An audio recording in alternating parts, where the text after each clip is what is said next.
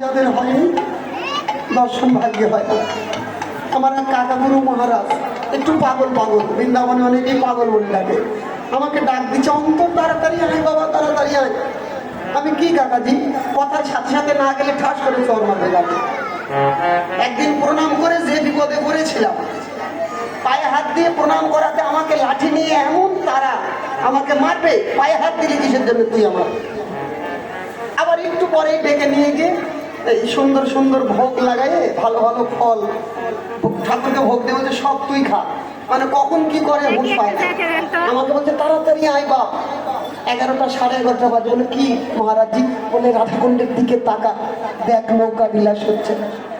কিন্তু আমার তো দেখার মতো হয়নি, ভাগ্য হলো না। কিন্তু জলটা যে ঢেউ হচ্ছে অনুভব হচ্ছে। বলছে ভালো করে দেখ, ভালো করে দেখ, ওইটা হচ্ছে।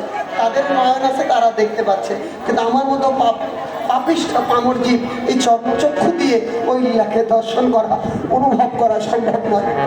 গোবিন্দ সেই কুণ্ড তটে গড়াগড়ি দিয়ে কাঁদছে। গোবিন্দ যেমন